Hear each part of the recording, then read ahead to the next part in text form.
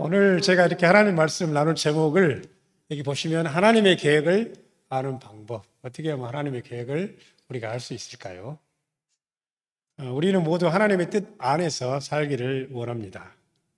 여기까지 인도하신 하나님이 나를 어떻게 앞으로 사용하실지 궁금하시죠? 좋으신 하나님이 인도하시는 길이 당연히 아름답고 은혜가 넘치는 승리의 길일 줄로 믿습니다. 그럼에도 우리에게 다가오지 않는 미래가 있기 때문에 불안한 마음과 걱정은 쉽게 놓을 수가 없는 것 같습니다. 요즘처럼 이제 특히 과학이 발달한 그런 사회에 살다 보니까요. 그전에는 부모님이 저에게 너는 이런 삶을 좀 살아라. 제가 들고 할까요? 어떤 게 좋을까요? 이런 삶을 좀 살아라. 이렇게 충고를 많이 해주셨어요. 근데 제가 애들이 3명이 되는데 애들한테 할 수 있는 말이 내가 너희들한테 앞으로 어떤 삶을 살아야 될지 말하기 참 친구들과 함께 너희들이 어떻게 살아야 될지 하는 게 좋을 것 같고 아빠는 엄마가 이야기해 주는 것은 아마도 많이 틀릴 가능성이 있어서 아빠 엄마는 너희들을 위해서 사랑해 주고 기도하는 것밖에는 해줄 것이 없다 이렇게 말할 정도로 우리가 살아갈 사회 10년 뒤에 어떻게 변할지도 잘 모르겠어요. 그리고 지금같이 정치적으로 경제적으로 어려운 상황에서 어떻게 우리가 살아갈 미래를 예측하고 우리의 미래가 어떻게 될지 알 수 있을까 궁금하죠.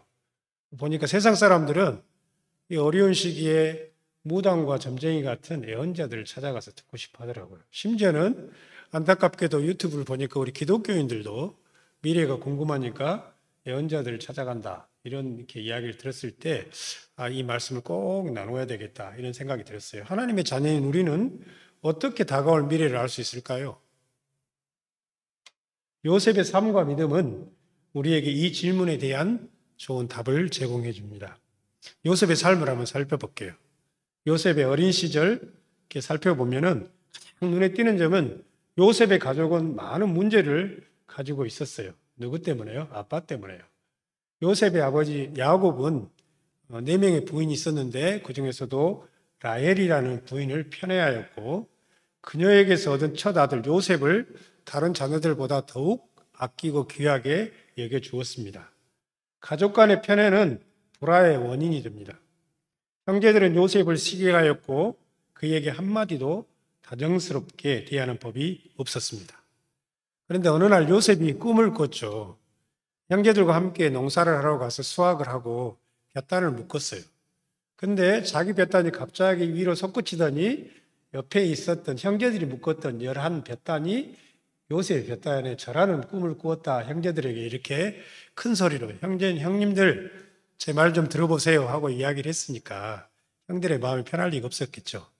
근데 또 어느 날은 형제들에게 또 큰 소리로 형님들 제 말을 좀 들어주세요. 제가 꿈을 꿨는데 해와 달 11별이 저에게 무릎을 꿇고 경배를 하는 것이 아니겠어요?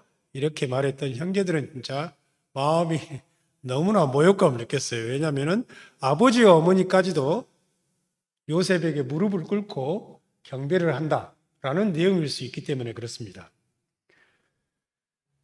17살이 됐을 때, 요셉이 17살이 됐을 때 아버지 야곱은 요셉에게 형제들이 세겜에서 가축들을 돌보고 있으니까 어떻게 지내는지 안부를 좀 알아보고 와라. 이렇게 부탁을 했어요. 부탁을 받은 요셉은 형제들에게 갔습니다. 형제들이 요셉을 봤을 때 어떤 생각이 들었냐면, 저 꿈꾸는 자를 내가 오늘 우리가 죽여버려야 되겠다. 이런 마음이 들 정도로 미워하고 싫어했어요. 야, 저기 꿈꾸는 녀석이 온다. 녀석을 죽여서 아무 구덩이에나 던져놓고 사나운 짐승들이 그를 잡아먹도록 하자. 이렇게 생각할 정도로 요셉을 형제들이 미워했어요. 형제들에게 살려달라고 예언하는 요셉을 차마 형제들은 죽이지는 못하고 이집트 상인에게 팔아버렸습니다. 요셉은 그 후에 이집트 왕 파라오의 경호대장 보디발의 집에 종으로 팔렸습니다. 요셉은 열성을 다 잃었고 그의 주인 보디발은 그의 지혜와 성실함을 인정하며 그의 집에서 벌어지는 모든 일과 재산을 관리할 수 있는 집사로 임명하고 삼았습니다. 보디발의 아내는 용모가 준수하고 지혜로운 요셉을 사랑하게 되었고 그를 성적으로 끈질기게 유혹을 하게 돼요. 어느 날은 보디발이 집에 없었을 때 보디발의 아내는 요셉의 옷을 부여잡고 나와 함께 사랑을 하자 이렇게 했을 때 요셉은 그 유혹을 자기 옷을 벗어버리면서까지 뿌리쳤어요.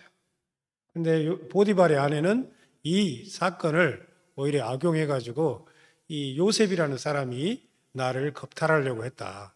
이렇게 고발을 해버린 거예요. 요셉은 정말 열심히 성실하게 그 집에 봉사해주고 깨끗한 마음으로 하나님을 섬긴 것밖에 없는데 이제는 더 깊은 나락에 빠져버렸죠. 감옥에까지 가버렸어요. 정말 억울하고 분한 일이잖아요. 그럼에도 요셉은 원망하지 않고요. 그곳에서도 성실하게 일했어요. 그 성실하게 일한 사람을 그곳의 간수장이 보고 요셉이야말로 여기 일을 나와 함께 관리할 수 있는 관리자로 삼아야 되겠다라고 해서 요셉은 그곳에서도 관리자의 역할을 감당했어요. 그곳에는 파라오의 여기는 우리 성경 바로라고 나왔죠. 파라오의 정말 충직한 두 신하가 함께 갇혀 있었어요. 한 신하는 파라오에게 술을 이렇게 대접하는 술 맡은 관원이었고 다른 신하는 떡을 맡아서 제공하는 떡 맡은 관원이었는데 둘 다 한밤에 꿈을 꾸었습니다. 그리고 요셉에게 그 꿈에 대해서 이야기를 하였고 요셉은 정확하게 그 꿈을 해몽해 주었어요. 그래서 요셉이 부탁을 해요. 만약에 당신이 술 맡은 관원이겠죠. 술 맡은 관원이 3일 후에 바로가 당신을 불러서 다시 복직을 시켜줄 텐데 당신은 정말 고위직에 있으니까 나를 기억해 주세요. 나는 억울하게 감옥에 갇혀 있습니다. 라고 부탁을 했지만 술 맡은 관원이 복직된 후에 안타깝게도 요셉을 잊어버리고 살게 되었습니다. 요셉은 감옥에서 30세를 맞이했어요. 30살이 되었죠. 어느 날 파라오는 꿈을 꾸었고 이집트에 있는 지혜자들과 마술사들에게 그의 꿈을 들려주었지만 아무도 파라오의 꿈을 해석해 줄 수 있는 사람이 없었어요. 그때 술 맡은 관원이 생각한 거예요. 내가 감옥에 있었을 때 나의 꿈을 해석해 주었던 그리고 그 꿈이 정확하게 들어맞아서 내가 복직되었던 요셉이 있구나라고 생각해서 요셉을 파라오에게 추천했고 파라오는 요셉을 감옥에서 꺼내어서 자신의 꿈을 알려주었습니다. 그 꿈의 내용은 너무 잘 아시니까요. 이집트에 7년 동안 풍족한 풍년이 들고 그 후에 7년은 흉년이 든다는 그런 꿈이었어요. 요셉은 꿈의 해몽뿐만 아니라 이렇게 7년 동안의 풍년 그리고 7년 동안 흉년을 어떻게 대비해야 할지에 대해서도 정확하게 대책을 말해주었기 때문에 파라오는 그를 이집트 전체를 관리할 수 있는 관리자로 삼아 주었습니다. 그러니까 이집트의 총리가 된 것이죠. 그리고 파라오는 제사장 보디베라의 딸 아스낫을 요셉의 아내로 주었고 요셉은 아스낫 사이에서 두 아들을 낳게 됐어요. 므낫세와 에브라임이라는 두 아들인데 첫째 아들 이름의 의미가 참 우리의 마음에 많은 울림을 주는 것 같아요. 왜냐하면 므낫세라는 뜻이 그 전에 있었던 하나님이 나의 온갖 고난과 아버지 집 생각을 다 잊어버리게 하셨다라는 의미로 므낫세 이렇게 이름을 지었어요. 다른 말로 하면은 자기 삶에 참 드라마틱한 삶이잖아요. 어린 시절 아버지의 사랑을 많이 받고 다른 형제들보다 더 귀하게 자란 그런 시기. 그리고 17살부터 30세까지 30년 동안이나 이집트에서 종으로 또 감옥에 갇혀서 살았던 삶 모두를 다 잊어버리고 싶었어요. 그냥 나의 모든 삶을 다 잊어버리고 여기에서 이집트의 총리의 옷을 입고 그냥 새 사람으로 새 출발을 해야 되겠다 이렇게 살고 있었어요. 그런데 8년이 지난 후에 갑자기 자기 앞에 누가 나타났어요? 형제들이 나타난 거예요. 이집트에서 어린 시절을 함께 보냈던 형제들이 나타나서 흉년 동안에 자기들이 굶어 죽게 되었으니까 이곳에서 양식을 사게 해달라 이렇게 부탁을 한 것이었습니다. 요셉은 그들을 보자마자 알아보았지만 형제들은 요셉을 알아볼 수가 없었어요. 왜냐하면 요셉이 이집트의 총리의 옷을 입고 있었기 때문이에요. 요셉은 형제들을 보자 이런 생각을 가졌어요. 저 사람들은 도대체 어떤 사람들일까? 어린 시절에는 같이 살면서 나를 미워하고 시기했던 형제들도 기억하는데 이 사람들은 다 도대체 어떤 사람이길래 나를 팔아버렸을까? 이런 생각을 하면서 이분들을 한번 시험을 해봐야 되겠다. 라는 생각을 가지고 시험을 해봤어요. 양식을 사고 갔을 때 거기에다가 자기들이 사러 왔던 돈까지도 다 넣어가지고 도둑놈을 한번 만들어 봤어요. 그랬더니 이 사람들이 나중에 두 번째를 사러 왔을 때는 그 돈도 가져왔고 또 새 양식을 살 돈도 가져왔단 말이죠. 그리고 한 번은 또 이런 시험도 해봤어요. 자기 어머니의 이름이 라헬이잖아요. 요셉의 어머니 이름이. 라헬에게는 두 아들이 있었는데 요셉과 베냐민이 있었어요. 그러면 이 베냐민, 자기의 정말 그 어머니의 목에 같은 혈족인 베냐민을 한번 잡아봐야 되겠다. 포로로. 그러면 형제들이 어떤 반응을 하는가? 그랬더니 형제들이 이 베냐민을 구하기 위해서 내 목숨까지도 내놓겠다라고 하는 말을 해요. 그랬을 때 요셉이 생각했어요. 내가 알고 있는 형제들하고는 너무나 다른 거잖아요. 자기들이 아는 형제들은 귀여움을 받고 귀하게 여기는 형제들을 시기하고 미워하는 그런 형제들을 알고 있었는데 실제로 보니까 부모님을 공경하고 또 자기 형제들을 자기 목숨처럼 보호하는 사람이었던 거예요. 그러면서 한번 생각을 해봤어요. 자기 삶을 다시 한번 되돌아보니까 과연 내가 이곳에 있었던 것, 과거의 모든 삶을 다 잊고 살고 싶었지만 과거의 나의 삶을 다 돌아보고 내가 여기 와서 13년 동안 이집트에서 고생했던 것을 생각해 보면 정말 억울한 일인데 보니까 14장 7절에 45장 7절의 말씀처럼 나를 여기를 보내는 것은 형제들이 나를 팔았기 때문이 아니라 누가 나를 여기 보낸 거예요? 하나님께서 나를 여기에 보냈구나 라는 생각을 하게 돼요. 그러면서 자기 삶을 다시 한번 되돌아보는 거죠. 형제들이여 이제는 걱정하지 마십시오. 자책하지도 마십시오. 형님들이 나를 이곳에 팔아 넘기긴 하였습니다만 그것은 하나님이 형님들보다 앞서서 나를 여기에 보내셔서 우리의 목숨을 살리려고 그렇게 하신 것입니다. 이렇게 말하고는 부모님과 모든 가족을 다 이집트로 데려오라고 말을 했고 6년 동안에 굶어 죽을 수밖에 없는 가족을 살리는 하나님의 역할, 하나님의 사명을 잘 감당하였습니다. 요셉은 모든 일이 성취된 후에야 비로소 어린 시절에 꾸었던 이상한 꿈들의 의미를 알게 되었어요. 형제들이 생각했을 때는 그 꿈을 어떻게 생각했냐면은 자기 형제들이 요셉을 경배하는 꿈, 그리고 부모님까지도 요셉에게 무릎을 꿇고 절하는 그런 이상한 꿈으로 생각했지만 결국은 알고 보니까 이 꿈이 어떤 꿈이었어요? 모두를 구원하는 하나님의 큰 구원의 꿈이었다는 걸 알게 돼요. 그리고 13년 동안이나 이집트에서 이렇게 어려운 고난을 당했던 그 의미도 알게 되었습니다. 그리고 자신의 모든 삶이 하나님의 계획 안에 있었다는 사실을 고백하고 눈물을 흘리며 가족들을 구원하는 아름다운 장면입니다. 이제 요셉의 삶에 대해서 제가 개관을 해드렸는데 이제 우리의 질문을 한번 해볼게요. 어떻게 우리는 하나님의 계획을 알 수 있어요? 요셉의 삶을 통해서 한번 돌아보세요. 여러분들도 아마 여기까지 하나님께서 인도해 주시고 또 독일 삶이 만만치 않을 텐데 굉장히 큰 어려움 가운데도 있고 또 앞으로 내 삶이 어쩔지 많이 궁금하게 될 텐데 여러분 어떻게 하나님의 계획을 알 수 있을까요? 하나님의 계획은 저희들이 살펴본 것처럼 요셉의 삶에 은밀하게 감추어져 있습니다. 그러므로 요셉은 자신의 삶이 어떻게 전개될 것인지 알지 못했어요. 하나님의 계획을 사람의 지혜로 알 수 없는 이유가 여기에 있어요. 왜냐하면 하나님의 계획은 우리의 삶에 은밀하게 숨겨져 있기 때문에 그렇습니다. 그럼에도 하나님은 자녀들에게 자신의 뜻을 하나씩 점진적으로 알려주셔요. 예수님은 제자들을 친구라고 부르셨어요. 그 이유에 대해서도 말씀해 주셨어요. 나는 너희들을 이제는 친구라고 부른다. 왜냐하면 종은 주인이 하는 것을 알지 못함이라. 너희를 친구라 하였느니 내가 내 아버지께 들은 것을 다 너희에게 알게 하였습니다. 하나님은 우리를 아주 모르는 상태에서 아무것도 모르는 상태로 인도하시는 것이 아니고 우리는 당신의 자녀이고 또 당신의 친구이기 때문에 그리고 동역자이기 때문에 하나님이 하시려는 일을 알려주셔요. 그러면 어떻게 알려주시는가? 우리가 그걸 어떻게 알 수 있겠는가가 우리의 질문이겠죠. 모세는 하나님께로부터 이렇게 이집트로부터 이스라엘 백성을 출애굽시켜라 라는 사명을 받고 하나님께 여쭤보죠.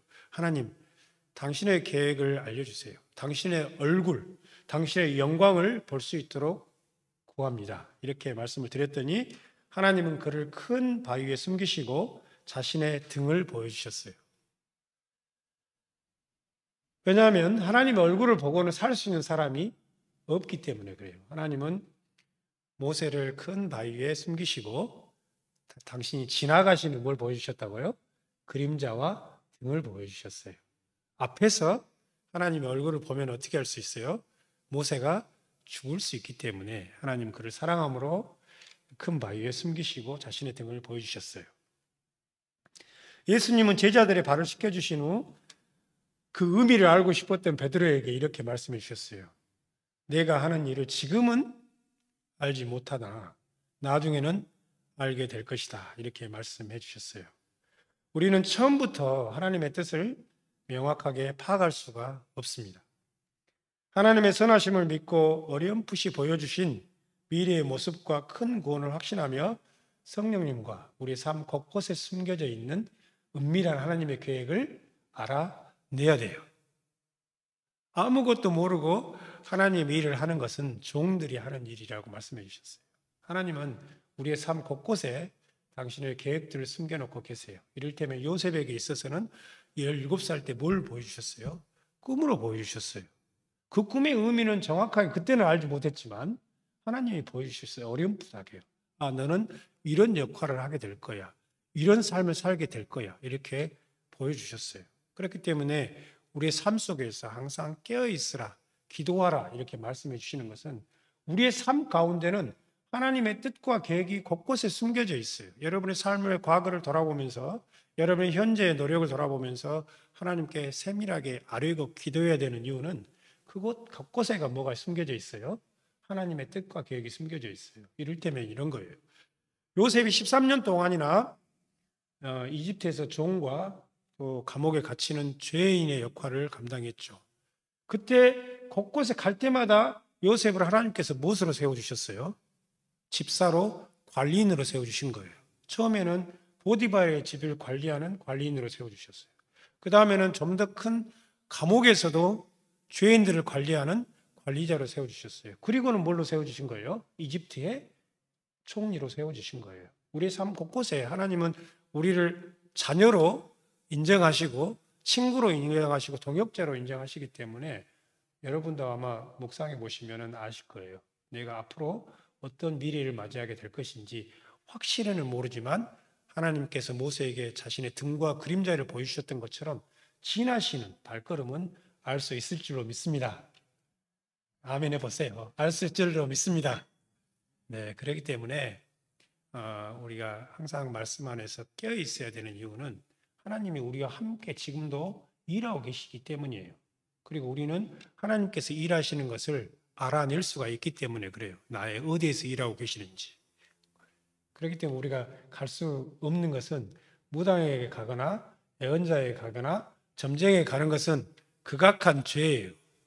그건 하나님의 뜻에 정말 맞지 않는 거기 때문에. 근데 요즘에는 이렇게 미래를 알아보는 것이 대중화돼 가지고 그냥 재미로라도 하시는데 우리 믿는 사람들은 재미로 할 수는 있겠죠. 뭐 그게 뭐 특별한 죄악이다 이렇게 본다기보다는 그렇지만 진정성을 가지고 자신의 미래를 하나님께 묻는 것은 좋겠지만 다른 사람들에게 다른 뭐 예언자들에게 묻는 것은 하나님 앞에 큰 죄예요. 구약의 계명에 따르면 그런 사람들은 어떻게 처벌이 돼야 돼요? 돌에 맞을 가능성이 있어요. 그러니까 부디 여러분의 삶 속에서도 그런 행동은 절대 하지 마시고 하나님은 바로 내 옆에 계시면서 함께 일하면서 하나님의 은밀한 계획을 우리에게 하나씩 하나씩 알려주시기 때문에 우리가 해야 할 것은 깨어서 기도하고 예민하게 하나님의 움직임을 하나님의 역사하심을 관찰하는 것인 줄로 믿습니다. 하나님은 본질적으로 사랑과 은혜 그리고 생명의 하나님이시지만 때로는 성도들에게 고난과 실패, 어떨 때는 멸망까지도 허락하셔요. 이러한 경우 성도들은 하나님을 진노하시고 멸망시키는 분으로 느낄 수밖에 없어요. 욥의 경우도 그렇잖아요. 참 너무나 고난을 받다 보니까 하나님 앞에서 친구들이 들어도 못할 말을 해요. 하나님 저를 죽여주세요. 너무 고통스러우니까.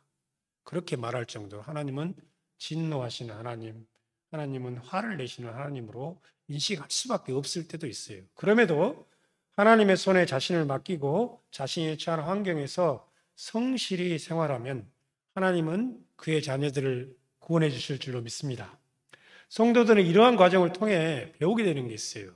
겸손과 인내를 배우게 돼요. 저의 삶 속에도 마찬가지예요. 하나님께서 나를 완전히 낮춰버리는 경우가 있어요. 그럴 때는 어때요? 바짝 엎드려서 겸손해지는 거예요. 그리고 하나님께서 큰 구원을 베푸실 날을 기다리는 거죠. 그러니까 우리가 신앙생활 하다 보면 꼭 하나님께서 그런 기회를 주셔요.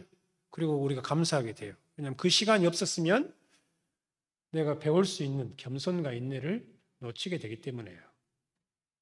고난과 실패로 단련되지 않는 신앙은 쉽게 교만해지고 흔들려요. 하나님께서 가장 싫어하는 것이 어떤 죄예요? 교만한 죄예요. 그것은 이렇게 에덴 동산에서부터 출발하잖아요. 하나님께서 아담과 하와에게 모든 것을 주시고 이렇게 누리게 살게 해주셨더니 아담과 하와는 뭐가 되고 싶었어요? 하나님처럼 되고 싶었어요. 교만해진 거예요. 사람이라는 것이 내가 하나님 안에 살아가면서도 잊고 사는 것이 뭐냐면 교만해지는 거예요. 금방 교만해져요. 내가 뭔가 할 수 있을 것 같고 하나님께서 나와 함께 해주시지 않아도 내 실력으로 내 환경에서 뭔가 나올 것 같은 그런 교만한 마음이 들기 때문에 하나님은 우리에게 가장 원하시는 것은 뭐예요? 내가 피조물이라는 것. 그렇기 때문에 이렇게 우리가 기도 속에서도 자연과 함께 기도할 때가 많잖아요. 하늘을 나는 새처럼 나도 찬양하게 해주세요. 봄비에서 피어있는 저 아름다운 꽃들처럼 나도 아름다운 삶을 하나님께 드릴 수 있도록 도와주세요. 왜냐하면 나는 하나님의 뭐일 뿐이에요? 피조물일 뿐이에요. 나는 하나님 앞에서 주체적으로 살 수 있는 창조자가 될 수도 없고 창조자를 모방할 수도 없잖아요. 겸손하게 나는 하나님 흙과 같이 돌과 같이 또 나무와 같이 새와 같이 또 물고기와 같은 나도 뭐예요? 피조물이에요. 그 피조물인 내 자신을 항상 확인하고 하나님의 피조물인데 하나님께서 나를 쓰심이 합당하게 내가 쓰임을 받겠습니다. 고백할 수 있는 시간이 뭐예요? 고난과 연단의 시간인 줄로 믿습니다. 그렇기 때문에 우리 성도들을 만나서 함께 간증의 시간을 나눠보면 어려움 중에 감사하게 되고 어려움 중에 이길 수 있게 도와주시는 하나님의 은혜를 찬양하게 된다는 것을 많이 발견합니다. 욥은 하나님 앞에서 이렇게 고백하죠. 내가 가는 길을 그가 아시나니 그가 나를 단련하신 후에는 내가 정금같이 되어 나오리라. 고난을 당해보니까요. 부자로 살 때 또 가족들과 행복하게 살 때 그때는 조금 더 이렇게 희미하게 느꼈는데 고난을 당해보고 하나님이 주셨던 걸 다 잃어보니까 그가 가시는 길을 누가 아셔? 내가 가는 길을 누가 알아요? 그가 아셔요. 내가 어떻게 될 것인지 내 미래가 어떻게 될 것인지를 누가 아셔요? 그가 아시나니 나를 단련하신 후에는 정금같이 나와서 하나님을 찬양하겠다 이렇게 고백합니다. 저희들이 살펴보았던 것처럼 하나님의 계획과 성취 사이에는 상당한 기간이 있어요. 상당한 기간. 요셉에게 있어서는 하나님께서 꿈을 주시고 그 꿈에 따라서 사명을 감당하기까지 이집트에서 몇 년 동안 기다림의 시간을 가졌어요? 13년요. 파라오가 자신을 불러서 이집트의 총리로 삼아주시고 그리고 가족들을 구원하는 큰 구원의 사명을 감당하기까지 13년 동안이나 긴 시간을 하나님께서 허락하신 거예요. 이게 우리 신앙생활에서 믿음의 길의 어려움이에요. 믿음의 길의 어려움은 하나님께서 우리에게 말씀하시죠. 여러 가지 방법이죠. 꿈으로도 말씀하시고 또 주위에 있는 사람을 통해서 말씀하시고 저러 같으면 이제 저희 집사람하고 서로 싸우면서도 그 집사람의 목소리를 통해서도 저한테 이야기하세요. 주위의 여러 가지 환경을 통해서도 이야기하시고 여러 가지 환경을 통해서 또 주위의 사람들을 통해서 일을 통해서 우리에게 이야기를 해 주시는데 그 이야기를 해 주시는 그 계획과 성취 사이에는 상당한 기간을 놓으셨어요. 왜 그러셨을까요? 하나님께서. 우리가 기도하면 그냥 바로바로 이루어주시면 얼마나 좋아요. 그건 사람들의 소망이에요.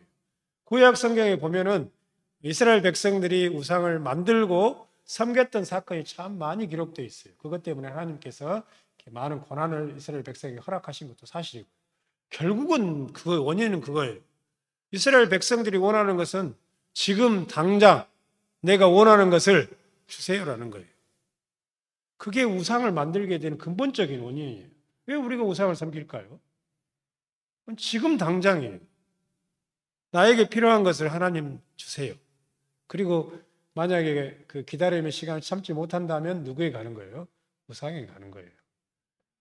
제가 한 예를 하나 들려드릴게요. 모세가, 아까 제가 모세에 대해서 이야기했으니까요. 모세가 율법을 받기 위해 시내산에 올라갔을 때 이스라엘 백성들에게 한 40일쯤 걸린다고 이야기했어요. 40일쯤.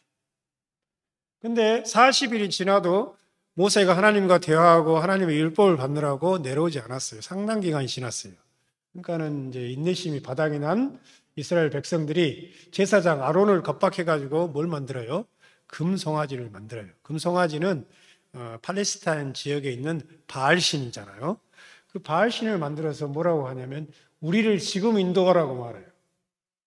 그게 우리가 걸어가는 믿음의 길의 어려움이에요. 믿음에서 탈선한 거잖아요. 믿음에서 벗어난 거예요. 우리가 믿음의 길을 걸을 때 항상 생각해야 될 것은 인내, 기다림. 이게 하나님께서 우리에게 주시는 시험이라는 것을 꼭 알았으면 좋겠어요. 내가 원하는 것이 지금 바로 이루어집니까? 그렇지 않아요. 요셉에게서는 13년이고 요셉의 아버지 야곱에게서는 몇 년이에요? 파라오 앞에서 이렇게 말해요. 나의 인생이 130년인데 나의 인생에는 수고와 슬픔밖에 없었다. 이렇게 말을 해요. 그리고 히브리서 11장에 보면은 믿음의 선지자 중에서는 약속을 받았지만 약속의 성취를 보지 못하고 돌아가신 분도 있다. 이렇게 말씀하고 있어요. 이 믿음의 길에 우리가 어떨 때는 십자가의 길을 갖고 힘든 이유가 기다림의 시간이 있기 때문에 그래요. 그리고 하나님께서 우리가 겸손과 인내를 배우도록 연단의 시간을 허락하시기 때문에 그래요. 그렇지만 우리가 알아야 될 것은 우리에게 좋은 것은 하나님의 계획, 하나님의 은혜가 성취되어서 나에게 하나님의 은혜가 있으면 우리가 좋겠죠. 그렇지만 하나님을 기쁘시게 하는 건 뭐예요? 믿음이에요. 그리하지 않으실지라도 내게 약속하신 것, 내게 보여주신 것이 지금 당장 내 마음에 내 수중에 없을지라도 항상 선하신 하나님, 나를 향한 아름다운 계획을 가지고 계시는 하나님을 믿는 그 믿음이 하나님을 어떻게 하는 거예요? 기쁘시게 하는 거예요. 그렇기 때문에 우리가 세상을 살아가면서 항상 생각해야 될 것은, 그리고 우리 믿음의 선진들이 우리에게 보여주셨다는 것은 기다림과 성실로 우리에게 당한 경주를 완수해내는 거예요. 기다림과 성실입니다. 사랑하는 성도 여러분, 우리를 향한 하나님의 계획은 우리 삶에 은밀하게 숨겨져 있어요. 일들이 하나씩 성취될 때마다 점점 명확하게 보여주는 퍼즐과 같은 거예요. 그러면 우리는 어떻게 하나님의 뜻을 알아가야 할까요? 그것은 아주 예민해야 해요. 나에게 벌어지는 사건들, 내가 꾼 꿈들, 그리고 주위의 사람들이 나에게 이야기하는 것들을 세밀하게 듣고 그것들을 잘 하나님 안에서 정리를 해보는 거예요. 그렇기 때문에 우리가 기도의 시간이 많이 필요한 거잖아요. 내 삶을 쭉 돌아보세요. 그러면 하나님께서 나를 어떻게 인도하실지 하나님께서 모세에게 등을 보여주셨던 것처럼 알 수가 있어요. 지나가는 등을 보여주셨던 것처럼. 사랑하는 성도 여러분, 하나님은 우리를 어떻게 하셔요? 기다리게 하신다는 거 잊지 마세요. 우리의 믿음의 길은 다른 말로 하면 뭐예요? 기다리는 시간들이에요. 하나님께서 그의 뜻을 스스로 성취하시기를 기다리는 시간입니다. 히브리서 11장에 보면 이렇게 말씀이 되죠. 우리에게는 구름같이 둘러싼 수많은 믿음의 선진들이 있습니다. 우리를 짓누르는 모든 무거운 짐과 얽매이기 쉬운 죄를 벗어버리고 인내와 성실로서 우리 앞에 놓인 경주를 승리하자. 이렇게 말씀해 주고 계시죠. 오늘은 날씨가 너무 좋은 맑은 날이니까요. 한 편의 시를 읽으면서 말씀을 마무리했으면 좋겠어요. 시편 37편 혹시 핸드폰으로 보실 분들은 보시고요.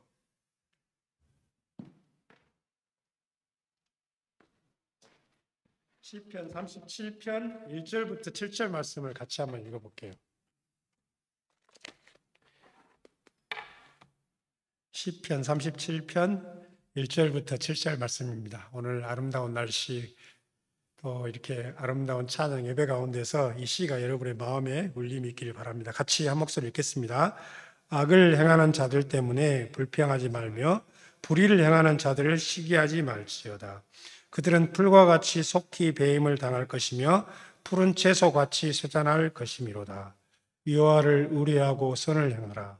땅에 머무는 동안 그의 성실을 먹을 거리로 삼을지어다. 또 여호와를 기뻐하라. 그가 내 마음의 소원을 내게 이루어 주시리라. 내 길을 여호와께 맡기라. 그를 의지하면 그가 이루시고 내 의의를 빛같이 나타내시며 내 공의를 정오의 빛같이 하시리로다. 여호와 앞에 잠잠하고 참고 기다리라. 자기 길을 형통하며 악한 꾀를 이루는 자 때문에 불평하지 말지어다. 아멘.